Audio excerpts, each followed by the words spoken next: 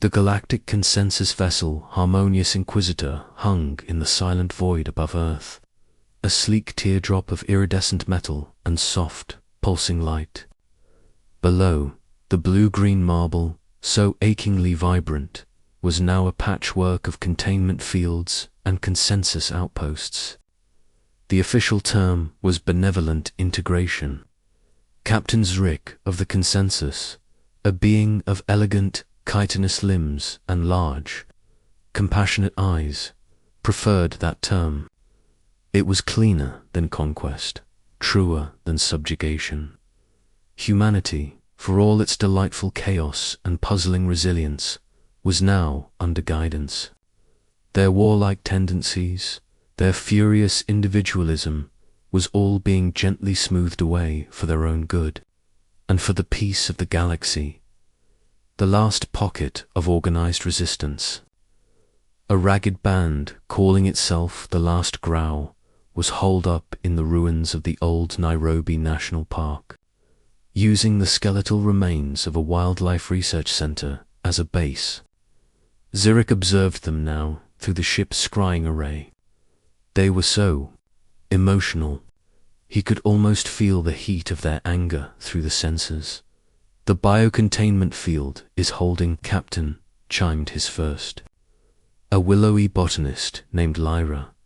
All non-sapient terrestrial fauna within a 50-kilometer radius is pacified and sedated via neural dampeners. The humans cannot use the local predators as distractions, as they attempted with the lion's last cycle. Zrick rustled his limbs in approval. Excellent. They are isolated. Now we apply the final pressure. Deploy the pacification drones. Offer them the choice one last time. Peace and unity, or oblivion. On the ground, Major Anya Sharma watched the sky darken with the humming, disc-like shapes of the drones.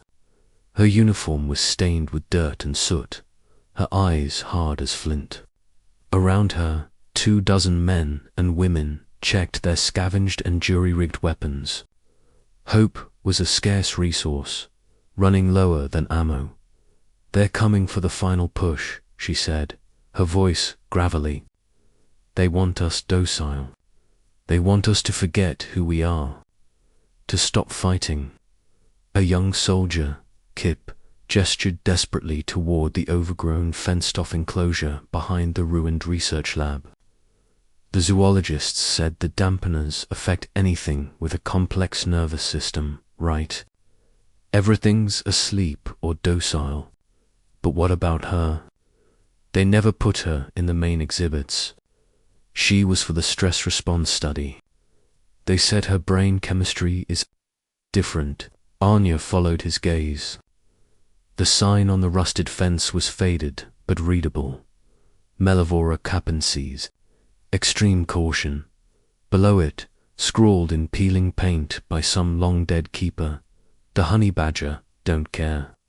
Inside a concrete den, half hidden in shadow, was a shape. Low to the ground, powerful shoulders, a coat of grizzled grey and black. It was awake.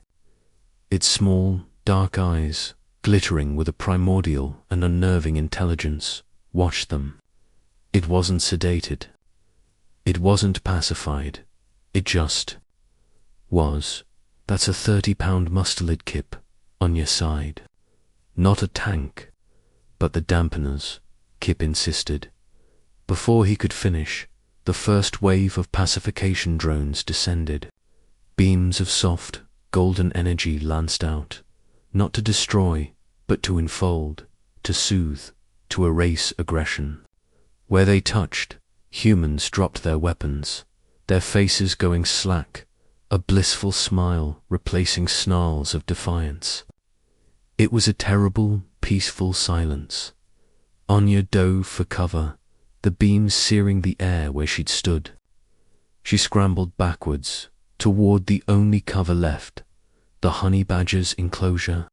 She rolled under the fence just as a drone hovered at the perimeter, its emitter humming to life, targeting her, the honey badger. A creature whose scientific name Anya suddenly remembered meant honey eater of the Cape, but whose entire philosophy was distilled into a crude human internet meme, shifted. It didn't snarl. It didn't roar. It simply turned its head and looked at the drone with an expression of profound, insulted annoyance. The golden beam washed over the enclosure. It touched the honey badger's fur.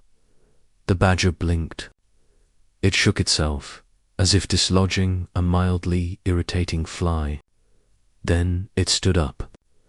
It took 2 deliberate steps toward the fence where the drone hovered, its peaceful frequency now spiking with confusion. What happened next seemed to occur in a timescale all its own. The honey badger didn't so much climb as flow up the chain-link fence, its claws finding purchase where physics suggested none existed. It reached the top, coiled its muscular body, and launched itself at the drone.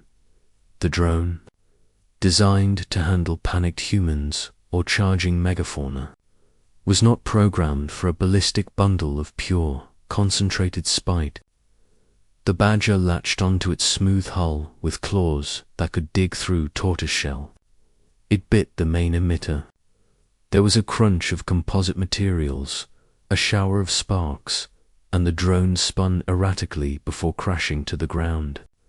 The badger disembarked from the wreckage, gave the smoldering tech a final, dismissive bite, then turned its eyes to the other drones now converging on its territory, on the harmonious Inquisitor. Alarms chimed not, the blaring alerts of weapons fire, but the perplexed, melodic chimes of a system encountering an insoluble paradox. "Captain," Lyra said, her voice trembling, "pacification drone Sigma 9 has been decommissioned by a native non-sapient life. The dampener field is having no effect. Its neurosignature is... It reads as pure, undiluted agency." Zrick zoomed the scryer in. He saw the creature. It looked small, almost comical. Then he watched it move. It didn't fight like an animal. It fought like a force of nature. A second drone fired a low-intensity kinetic pulse, meant to stun. The pulse hit the badger, knocking it back a foot. It righted itself, shook off the impact that should have shattered its bones, and charged. It moved in a zigzag pattern so unpredictable it seemed to glitch, before leaping and severing a crucial guidance thruster with a single bite. The drone slammed into its companion. "Deploy a containment mech," Zrick ordered, a flicker of unease in his carapace. "Non-lethal capture. We must study this anomaly." On the ground, Anya watched, her despair evaporating into awestruck disbelief.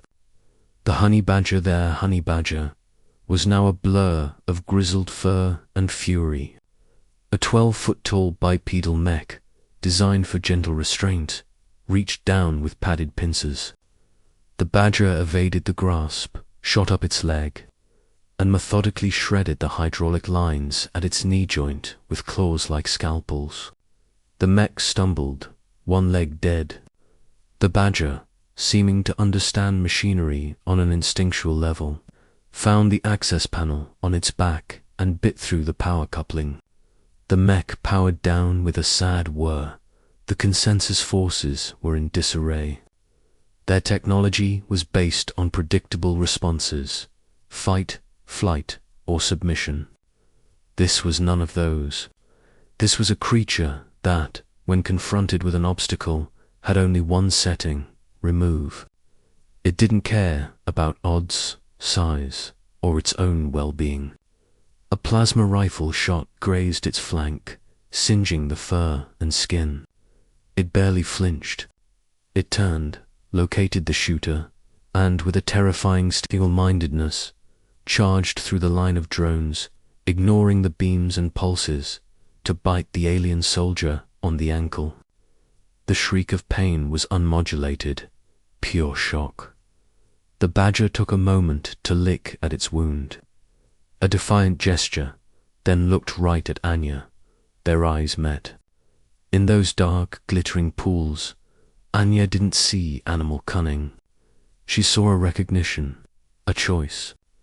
This wasn't a beast defending its territory. This was an entity that had surveyed the situation, identified the side trying to impose peace through control, and found it objectionable. It chose a side, Anya whispered, then her voice rose to a roar. IT chose a side. Follow the badger. A new sound rose from the human survivors, not a cry of rage, but a wild, laughing cheer. They erupted from their cover, not with military precision, but with the same chaotic, unpredictable fury of their new ally. They fought around the badger with it. They used its attacks as distractions, exploited the holes it ripped in the consensus lines. The badger became their standard, their avatar. It was a living embodiment of everything the consensus sought to erase. The stubborn, ungovernable, glorious refusal to yield. On the bridge of the harmonious Inquisitor, Captain Zrick watched the pacification campaign unravel. The serene golden beams were useless. The mechs were being dismantled. His soldiers were hesitant, their doctrine shattered. And at the center of it all was the small, tough creature, now bleeding from several wounds, but moving with undiminished purpose. Captain, the anomaly's neurosignature is broadcasting, Lyra said, her voice hollow. A primitive emotive frequency, but overwhelming in intensity. It's not fear. It's not anger. Our translators are struggling. The closest conceptual match is... What? Zrick demanded. Contempt. Pure, undiluted contempt. For us, for our technology, for our peace. It is rejecting our reality and substituting its own. Zrick felt a chill deeper than the void of space. They could handle weapons. They could handle strategy. How do you negotiate with a creature whose primary response to the divine majesty of the galactic consensus is a metaphysical sneer? How do you pacify a force of nature that simply does not care? Asterisk, he looked at the planet below, no longer a docile integration project, but a world that had unleashed its spirit in the most unexpected and unmanageable form. The report would be difficult to write. Benevolent integration halted by local mustelid, morale irreparably damaged, asterisk on the ground. The battle, impossibly, was turning. The last growl was now a spearhead, and at its tip was a 30-pound engine of mayhem, a living legend. Anya fought her way to the badger's side as it took a breather, gnawing on a severed drone antenna. All right, you magnificent bastard, Anya panted, a fierce grin splitting her grimy face. You've made your point. The honey badger paused its chewing. It looked up at her, then at the retreating consensus forces, then back at her. It snorted a sound that conveyed, with perfect clarity, that the point had been obvious from the beginning. Then it went back to its snack, a sovereign power in a world of fools. Having decisively chosen its side in the only war that ever mattered, the war against being told what to do. And it was winning, asterisk.